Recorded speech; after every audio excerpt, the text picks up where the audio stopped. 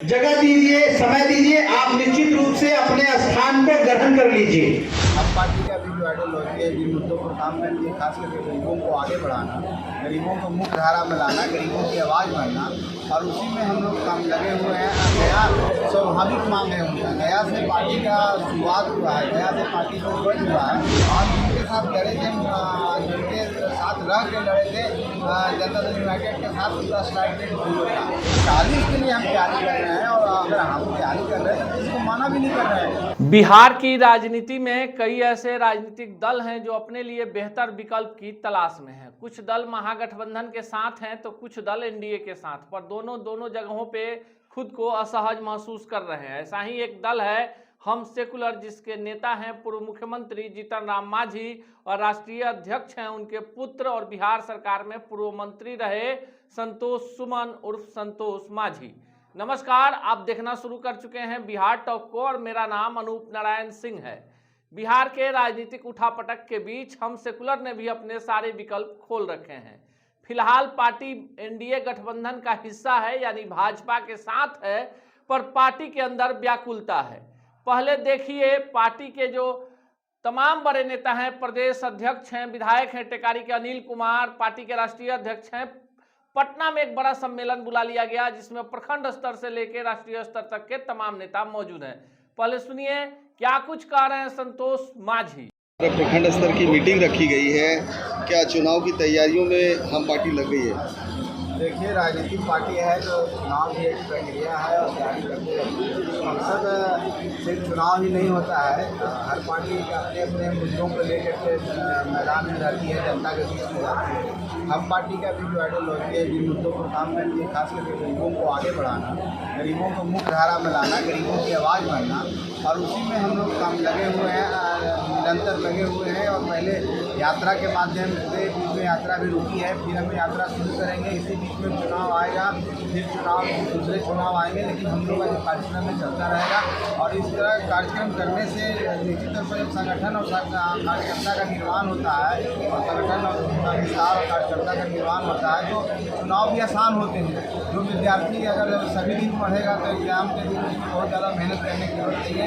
हम उसमें विश्वास रखिए, हम अपने संगठन विस्तार कुछ दिन से कर रही है और निरंतर करती रहेगी। हम लोग जब तक पूरे एक घर नहीं पहुंच जाएंगे, गरीबों के घर, और उनको उस तरह से बना नहीं देंगे, तब तक एक प्रयास जारी रहेगा। इसी सिलसिले में, इसी कड़ी में आज हमारे साथ हमारे साथी शामिल हुए वीरेंद्र शर्मा जी। हम आपके माध्यम से उनका स्वागत करते हैं। संघर्षशील नेता हैं, भारतीय जनता पार्टी में भी काम कर चुके हैं, जो संगठन का अनुभव भी है।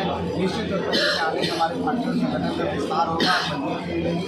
इसलिए और आज सब कार्यकर्ताओं को हम बुलाए हैं, पंचायत स्तर प्रखंड स्तर के सारे कार्यकर्ताओं को बुलाए हैं हम लोग, और सबसे मिल करके हम लोग आगे की रणनीति पर विचार कर रहे हैं, उनकी भी राय जान रहे हैं कि हम लोग को क्या करना चाहिए। और चुनाव में इस तरह से हम लोग कहाँ मजबूत है ये भी जायजा ले रहे हैं, कहाँ पर हमारी कमियाँ हैं, कहाँ पर हम कमजोर हैं, वहाँ पर हम तैयारी और ज़्यादा कर देंगे, ताकि हम आने वाला समय में अपने सहयोगियों को भी उसी हिसाब से मदद कर सकें। इस हिसाब से अपने सीट पर जहाँ हम लड़ें वहाँ पर हमारी तैयारी होती है, जिस तरह सहयोगियों को मदद करने की हमारी तैयारी। गया लोकसभा से आपके चुनाव लड़ने की देखिए, ये तो अभी समय बताएगा। लेकिन जिस तरह से कार्यकर्ताओं की मांग चल रही है, आपके भी कार्यकर्ता कह रहे हैं। कार्यकर्ता तो मांग करेंगे ही, तो मांग करेंगे। गया स्वाभाविक मांग है उनका, गया से पार्टी का शुरुआत हुआ है, गया से पार्टी को उपज हुआ है, और गया में हम अपने आप को बहुत मजबूत समझते हैं, और गया ने दिखाया भी है। गया की जनता ने, आपको याद दिलाना चाहते हैं कि पिछले चुनाव विधानसभा में चुनाव हो गया है, जिसमें हम 3 सीट पर लड़े थे। हमारा स्ट्राइक रेट 100% था। हम जिनके साथ लड़े थे, जिनके साथ रह के लड़े थे, जनता दल यूनाइटेड के साथ उनका स्ट्राइक रेट 0 था। तो मतलब है कि हमारी पकड़ है, वहाँ हमको वहाँ के लोग आशीर्वाद देते हैं, तो निश्चित तौर पर स्वाभाविक रूप से वहाँ से मांग आ रहा है कि हम वहाँ से लड़ें, और हम लोग भी उनका आदर करते हैं, सम्मान करते हैं, और अपनी कोशिश कर रहे हैं कि जब भी बैठक होगी हम लोग का अपने सहयोगियों दलों के साथ, भारतीय जनता पार्टी के साथ, तो उनसे हम बात करेंगे और उनकी भावना को पहुँचाने का काम करेंगे। वहाँ पर जब एक जब तय हो जाएगा, जहाँ जब हम लड़ेंगे निश्चित। क्या एनडीए में बात बन रही है, सीट शेयरिंग का मामला मतलब सुलझ रहा है? हाँ, कोई मामला नहीं है, कोई बीच नहीं है। हम लोग व्यक्तिगत तौर पर सभी लोगों से मिले हैं, माननीय गृह मंत्री से मिले हैं, प्रधानमंत्री से भी मुलाकात हुई है और जो भी बिहार को देखते हैं उनसे भी मुलाकात हुई है। सब ठीक है। हमको जो लगता है, हम अपना व्यक्तिगत रूप में आप कहना चाहते हैं कि दशहरे के बाद माननीय गृह मंत्री जी यहाँ आ रहे हैं और पार्टी के सभी वरिष्ठ नेता भी आएंगे। हम समझते हैं जो राष्ट्रीय भारतीय जनता पार्टी के हैं और एनडीए की बृहद बैठक भी होने वाली है और बहुत ही बार कार्यक्रम चल रहा है, उसमें इन बिंदुओं पर चर्चा होगी और वहाँ से कुछ निकल के आएगा, उस सबके लिए सम्मान है।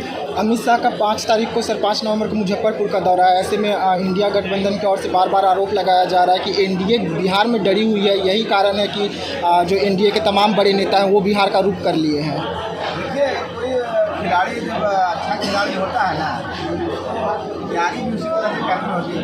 उनका जो परफॉर्मेंस है उसको कंटिन्यूटी दिखाना है। भारतीय जनता पार्टी 5 साल लगी रहती है, हर जगह लग रहती है, चुनाव हो ना हो उनका अपना परफॉर्मेंस दिखाना है। तो एनडीए इतना सशक्त है, इतना मजबूत है, तो हम इसकी लड़ाई कर रहे हैं कि 39 से 40 हम कैसे हैं।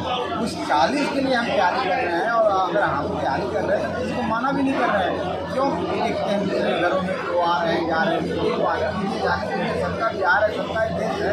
आप अपनी तैयारी के जायजा लीजिए, अपनी तैयारी कीजिए और ये सोचिए कि कैसे हमारे ज़्यादा भीड़ पाएंगे।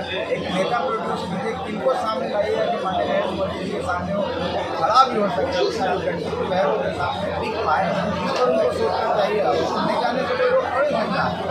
इसका मतलब बार बार कह रहे हैं, इसका मतलब वो डरे हुए हैं, वो नहीं चाहते हैं कि अमित शाह जी, माननीय अमित शाह जी यहाँ पर आए। उनको लगता है कि एक बार आएंगे तो एक सीट चला गया। डर तो उनके अंदर है और उस डर हताशा में इस तरह की बात है। नायक जय हे भारत भाग्य विधाता, पंजाब सिंध गुजरात मराठा द्राविड़ उत्कल भंगा, हिमाचल यमुना गंगा, उछल जलधि तरंगा, तब शुभ नामे जागे, तब शुभ हमारे मीडिया के भाई हैं कवरेज करने के लिए, आप उनको जगह दीजिए, समय दीजिए। आप निश्चित रूप से अपने स्थान को ग्रहण कर लीजिए।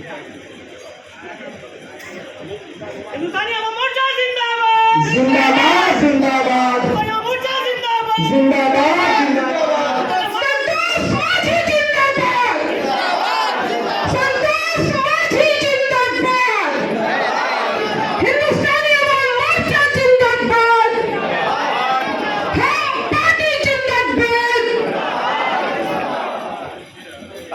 आपने सुना कि संगठन को मजबूत बनाने को लेकर और पार्टी के विभिन्न इकाइयों को मजबूत बनाने की बात हो रही है। 2024 में लोकसभा का चुनाव है, साथ ही साथ 2025 में बिहार विधानसभा का चुनाव है। जीतन राम मांझी की पार्टी जो है 2020 के विधानसभा चुनाव में जदयू कोटे के 5 सीटों पर चुनाव लड़ी थी और परफॉर्मेंस काफी बेहतर रहा था।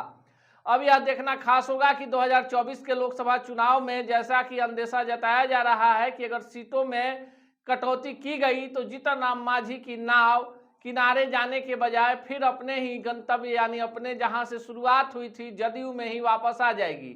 हालांकि राजनीति में विकल्प कभी भी समाप्त नहीं होते हैं। बिहार के इसी तरह की तमाम राजनीतिक घटनाओं के लिए देखते रहिए बिहार टॉक को। ऐसे ही खबरों के लिए जुड़े रहिए बिहार टॉक से। यूट्यूब पर लाइक और सब्सक्राइब करें, बेल आइकन जरूर दबाएं। फेसबुक, ट्विटर और इंस्टा पर फॉलो करें।